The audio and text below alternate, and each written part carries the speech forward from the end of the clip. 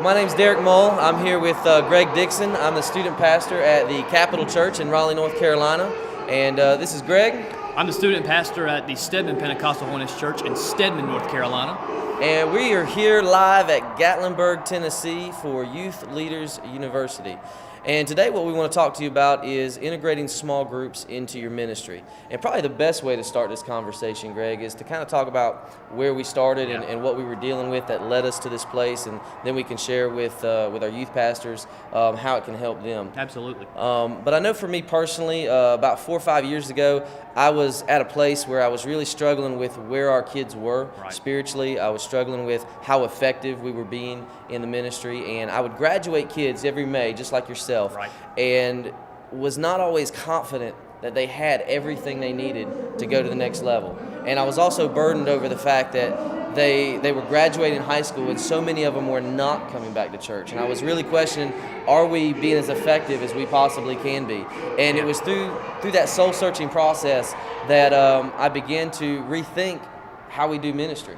And begin to look at some other churches, some other denominations, some other ministries, see what was working in youth culture just in America. And one of the things I learned was, in an effort to be relevant, we really weren't setting up an environment that was conducive for our kids to be discipled, to actually grow in their relationship with the Lord.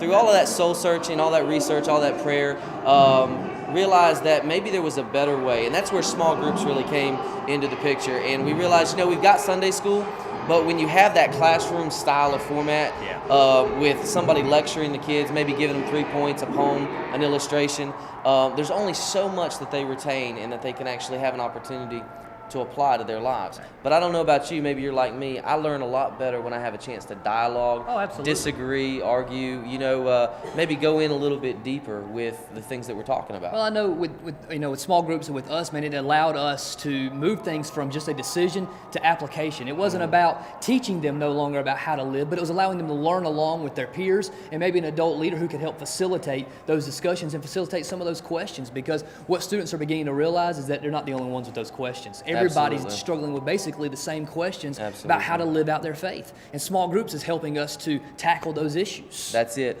And when it all comes down to it, it's all about relationships. Absolutely. And you know as well as I do, when Jesus was asked what was most important, what did he say? He said, we've got to love God and we've got to love people. There you go. It comes down to those two things. And by forming those relationships and creating an environment where those relationships can begin to flourish and develop, not just with God, but with also other students and with other adult leaders, it makes it so much more conducive for us to not just speak to our kids and speak into their lives, but to actually give them an opportunity to chew on it themselves and make it applicable, make it relevant for them. So we begin with small groups, and we begin looking at what other people are doing. And why don't we get into the nuts and bolts of small groups a little bit? Let's talk about, if you're looking to transition to be more effective with your students, if you're interested in how the whole small group idea works, maybe we can give our youth pastors some nuts and bolts as to how that goes. Sure enough. I mean, I'd say one of the first things that you got to start doing is you got to get your mindset right. And one of the things I had to do is I had to realize it ain't about me anymore. It wasn't about making sure that I gave the best sermon in the world and that I could lay my hands on all my students, but it was changing my mindset into finding like-minded leaders and leaders who had adults who had a heart for teenagers to be able to come in there and help me out with this, because we can't lead all the groups on our own. Exactly. You need some people to kind of come alongside of you. So if you got to start small, start small. Find 2 people out there, find 3 people out there that'll help dialogue and facilitate these small group questions and these small group discussions that we can have. Absolutely. How long did you spend just letting this percolate in your heart a little bit? How long did you spend? Man, it was a year. Okay. It was a whole year process of getting ready and finding people and going through material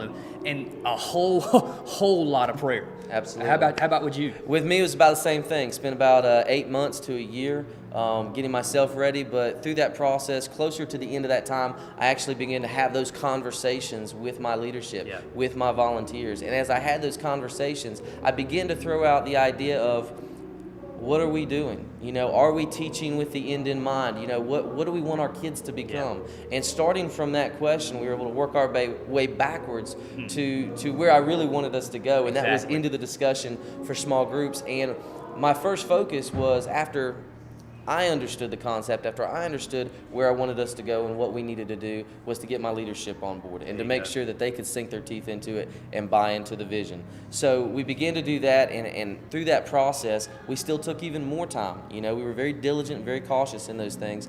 But in order to get going in the small groups, we recognized we had to have people that could invest in kids. If you're a youth pastor, youth leader, and you are looking to begin small groups, you need to target people that are interested in having a relationship with these kids, because you want them to be involved in their life throughout their middle school and their high school years. It's not just a, hey, I'm going to be here for a Wednesday night, but I want to be here long term with you.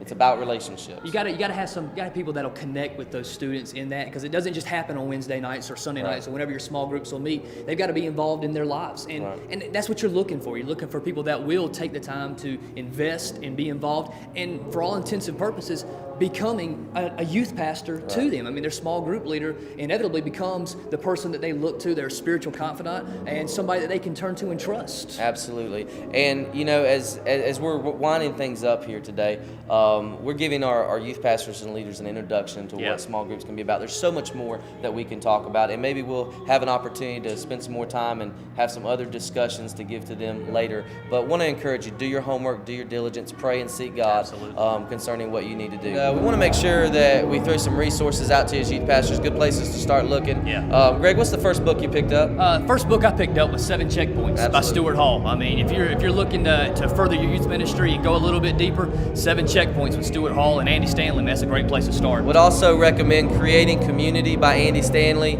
Think Orange by Reggie Joyner, and would encourage you, go to rethink.org and begin to research their student curriculum. Great resources there to help you out and get you started.